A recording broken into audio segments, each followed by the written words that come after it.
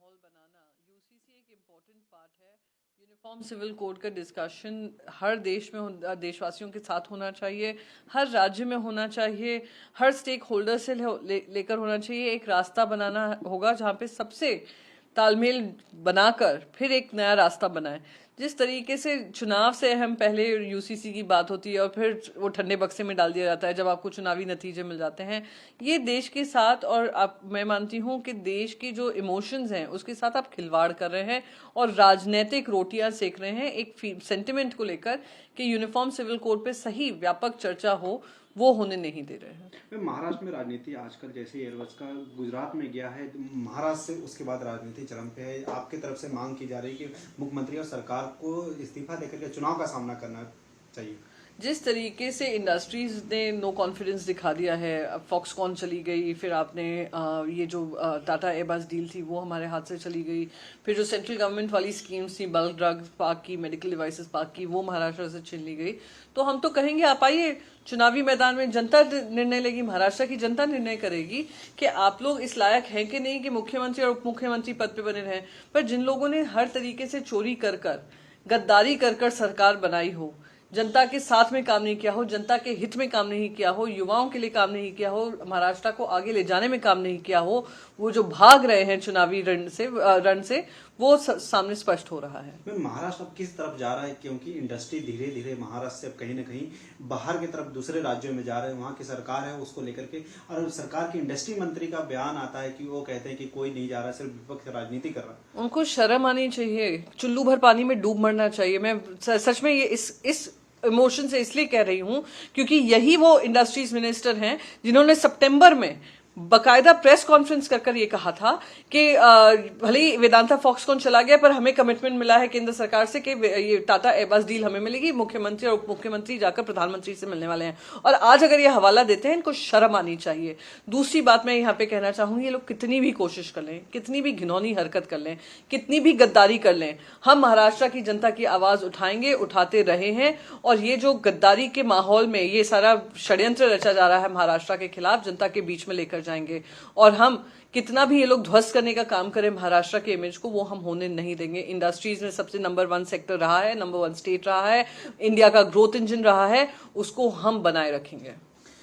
Ma'am, Gujarat चुनाव announcement होने वाला है। गुजरात में अरविंद केजरीवाल दिल्ली के मुख्यमंत्री गए, उन्होंने अपना थीम और मुख्यमंत्री कैंडिडेट लॉन्च करेंगे 3 से 4 तारीख को।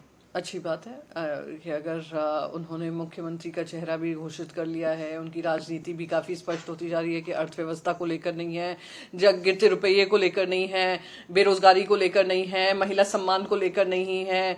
उनकी राजनीति सिर्फ ध्यान भटकाने के कामों पे राजनीति हो रही है। अगर उनको लगता है कि गुजरात की जनता उनको इस बात पर चुनेगी तो all the best he wish कर सकते हैं उन्हें। मैम, उत्तराखंड सरकार ने फैसला लिया है कि अंग्रेजी के प्रतीक को जितने उन सब के नाम बदलेंगे। आप क्या कहें, काम बदल लें, काम का रंग रूप बदल लें, काम ऐसा करें जहाँ पे नाम हो। नाम बदलने से काम नहीं होता है, काम करने से आपका नाम होता है। पर वही तो लैकिंग है, क्योंकि काम नहीं कर पा रहे हैं इसलिए अपने हेडलाइंस बनाने के लिए इस तरीके की खबरें चलाते हैं।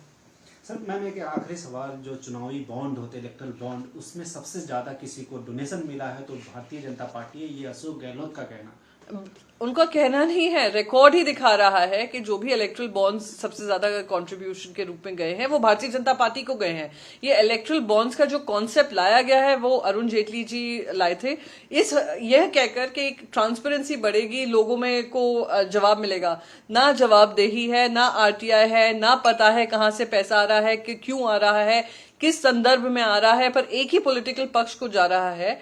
वो दुर्भाग्यपूर्ण है और ये फिर से कहूंगी, ये डेमोक्रेसी के लिए हानिकारक है और कॉन्स्टिट्यूशनली जो इलेक्ट्रल प्रोसेस है उसको भी डैमेज करता है। यहाँ पे मैं तो कहूंगी इलेक्शन कमीशन ऑफ इंडिया को इसका संज्ञान लेकर ट्रांसपेरेंसी के पुख्ता कदम उठाने की जरूरत है, वरना एक तरफा पार्टी, एक ही पार्टी मजबूत हो, बाकी सारी पार्टीज खत्म हो, ये प्रजातंत्र को खत्म करने की ओर बढ़ते जा रहे कदम है। मैम, नया आईटी नियम लेके आई है केंद्र सरकार, उसको लेकर के विपक्ष कुछ और कह रहा है, कुछ नेता कुछ और कह रहे हैं, लेकिन इधर से कपिल सिब्बल जो कांग्रेस के पहले नेता थे, अब समाजवादी पार्टी के राज्यसभा सांसद है, उन्होंने कहा है कि पहले इन्होंने बीजेपी टीवी पे कब्जा किया, अब सोशल मीडिया पे भी कब्जा करने की तैयारी है। जो आईटी रूल्स आए हैं वो कॉन्स्टिट्यूशन को सम्मान कर के जो राइट्स हैं, जो ऑब्लिगेशंस हैं, उसका सम्मान सारी ये सोशल मीडिया प्लेटफॉर्म्स को करना पड़ेगा और प्रजातंत्र के असूलों को फॉलो करना पड़ेगा और संवैधानिक तौर तरीके जो लॉज हैं उसका पालन करना पड़ेगा।